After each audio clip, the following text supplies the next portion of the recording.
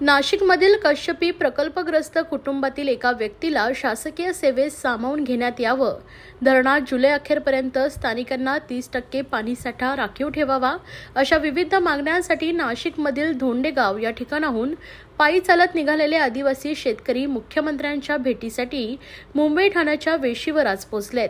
विविध मागण्यांसाठी कश्यपी प्रकल्पग्रस्त आदिवासी शेतकऱ्यांनी धोंडेगाव ते नाशिक असा पायी मोर्चा काढला होता।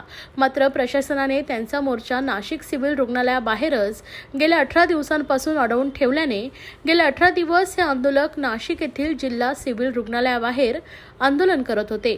मात्र आपल्या आंदोलनाची राज्य सरकार आणि प्रशासन कोणतीही दखल घेत नसल्याने या शेतकऱ्यांनी मंत्रालयात येऊन मुख्यमंत्र्यांची भेट घेण्याचं ठरवलं आणि हे सर्व आंदोलक मुंबईच्या दिशेने येत असताना मुंबई ठाण्याच्या वेशीवर म्हणजेच आनंदनगर जकात नाका या ठिकाणी पोलिसांनी त्यांचा मोर्चा रोखलाय।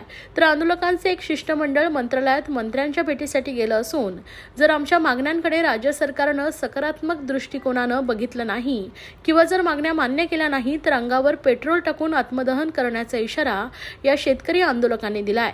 या संदर्भात आंदोलकांशी बातचीत केले, पाहूया। माझं नाव निवृत्ती सुखदेव मुंडे, राहणार देवरगाव, तालुका जिल्हा नाशिक। आम्ही साधारणतः 18/9 पासून आमरण उपोषण केलेले आहे।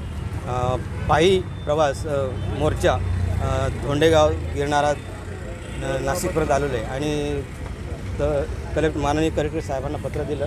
आमचं असं मागण्या आहेत, त्यांनी मग आम्हाला उपोषणासाठी सिव्हिल हॉस्पिटलसमोर जागा दिलेली आहे आणि त्या जागेपासून आज आम्ही जवळजवळ 17 ते 18 दिवसापासून आमरण उपोषण चालू आहे आमच्या।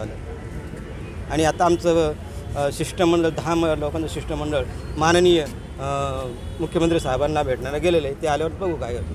माझं नाव सुनील, किती दिवसापासून आंदोलन सुरू आहे? माझं नाव सुनील गाडगीळ आहे। आमचं जवळजवळ आता 19 दिवस झालेले आहे आंदोलन करून, तरी सरकारने अजून कोणतीही दखल घेतलेली नाही।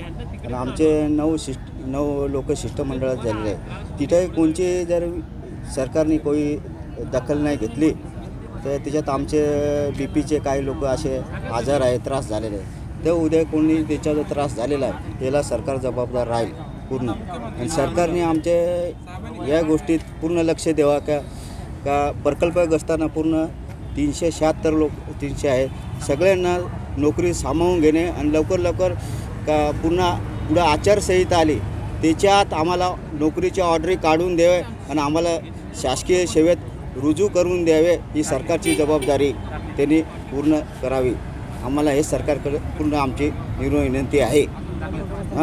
आणि पुनर्वसन करून घ्यावे, काहींना जमिनीचे पेमेंट करावे, असे धरणात 30% जुलै अखेरपर्यंत पाणी ठेवावे, ही सरकारला आम्हाला एक विनंती आहे।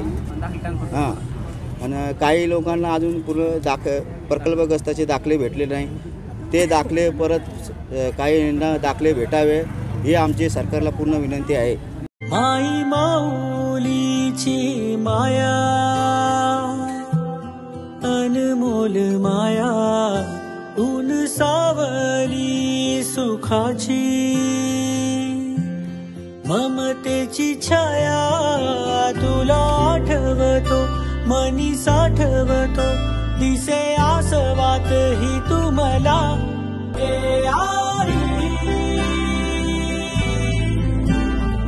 भासे